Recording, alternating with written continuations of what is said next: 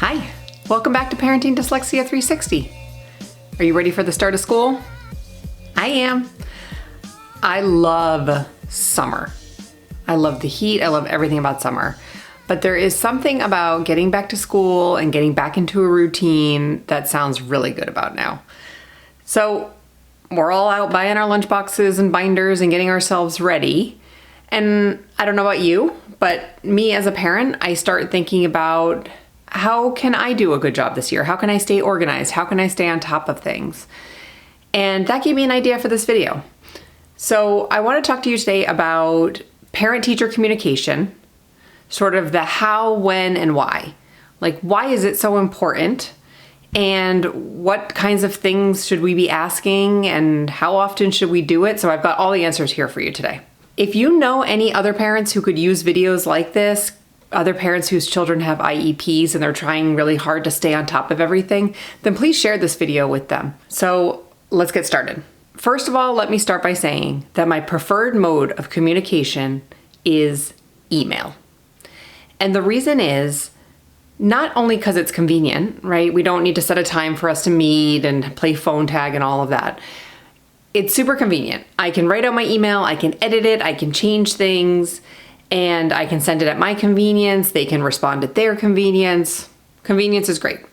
But I think the most important reason for communicating by email is to have notes and a paper trail. So when the time of year comes around for your next IEP meeting, you have lots of data. You have information, notes from multiple conversations throughout the year that you can use to prepare yourself, to review before the meeting, to think about what did my child do well throughout the year? What did they struggle with? What should we really be focusing on at this next meeting? So those notes are invaluable. So when are you going to send your first email? You're going to send your first email the first week of school. And you're going to send an email to every teacher your child has. If you have a young child, that's going to be a classroom teacher and a special education teacher. But if you have an older child, they may have multiple different subject teachers and a special education teacher. So every teacher gets an email. And the gist of the email is, hello, my name is, my child is, and I'm really looking forward to working with you this year. So that really should be your opening paragraph, right? You're just letting them know you are interested in developing a relationship and a rapport and having ongoing communication, that you are in the game. And I think another nice thing to do for the teacher in that first email is to just tell them 3 to 5 things about your kid. Things that will help them quickly get to know the essence of your child. And some of it might have to do with their learning challenges. You know, maybe you might say something like, my child gets very nervous about writing responses, but does great if he can just answer verbally. That's like a huge help to a teacher who's just getting to know a child. Or maybe you're just going to tell them the things your kids are into right now. My kid's a little goofy and he loves talking about the Lego movie constantly. I don't know. So those little things could tell the teacher so much more about your child than reading through a 20-page IEP, right? So give them a quick win. Give them some just key tidbits about your kids so they can get to know them quickly. All right, so that's your first email. Your second email is going to be 4 to 6 weeks later. So if your school starts in late August, maybe late September, first week of October. This is going to go again to the teacher and special education teacher. The teacher, you're going to say, hey, just checking in. How are things going? Any concerns? And the special education teacher, you're going to say, just checking in. How are things going? How is the progress on IEP goals? And I think this email could also be a good time to ask the special education teacher, how often can I expect to receive progress updates from you? Often they have a schedule that they're planning to do. They're planning on sending out a monthly update, or they're planning on sending it out quarterly. So you can just ask what you could expect. Again, this just lets them know you're interested, that you want to know, that you want to be in the loop. And this first email at 4 to 6 weeks I would also include in that email your observations. How do you as a parent feel like things are going?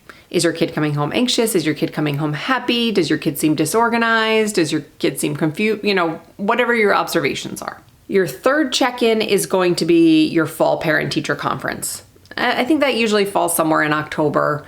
This is an in-person or virtual meeting, so you're going to be face-to-face somehow. So this is not going to be by email. And these meetings tend to be planned to be quite short. So you should not go in with a big agenda. You should go in with just a few key questions, and you should go in with a pen and paper to take notes. Because again, you're not going to have a paper trail from this meeting unless you take notes. If you do have a lot to talk about, you should probably let them know that so they can arrange more time or a different meeting time. You could also find out if you will have time to meet with the special education teacher as well around that teacher conference. So maybe the main teacher first and then the special ed teacher second, or maybe that has to be a separate meeting. All right, the fourth check-in, early December.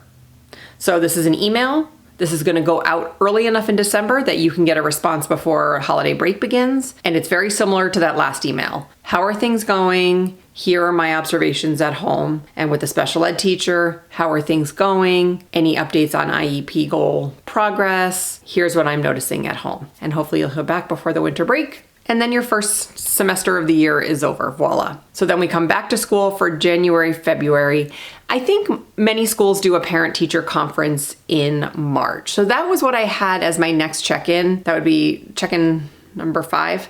But if you feel like there is a big, long gap between coming back from the winter break and those teacher conferences, then throw an email in there. And that email would just be the same as all the other emails. Just checking in, how are things going? Here's what I'm seeing. Spring conference, more of the same. It's going to be short, be prepared, take notes. And I hope this goes without saying, but the schools often make these conferences seem optional, and they are.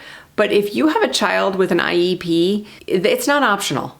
You really have to go. You have to show up.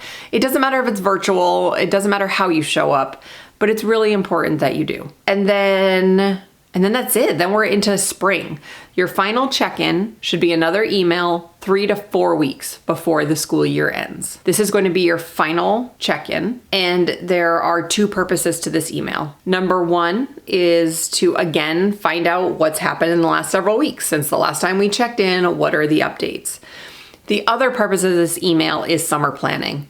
What goals haven't been met? What more needs to be worked on over the summer? Would you recommend a tutor? Are you available to tutor? Can you provide me materials for curriculum for early next year so I can help my child prepare?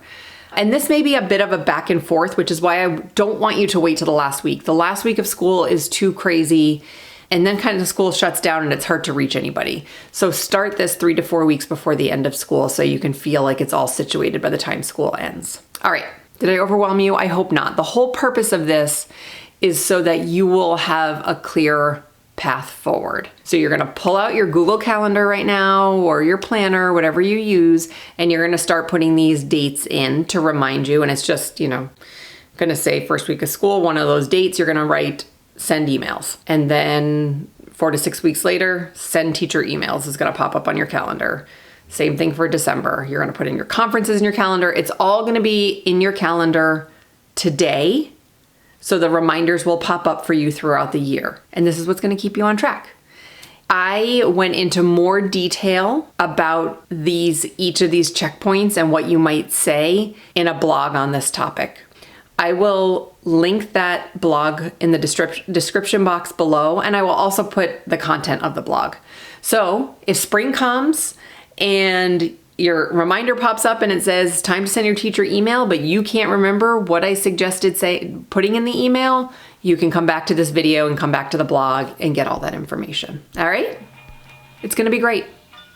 It's gonna be a great year. If you found this video helpful, be sure to give it a thumbs up and subscribe and click the bell so you find out when my next video is coming, which, spoiler alert, it's gonna be in 2 weeks.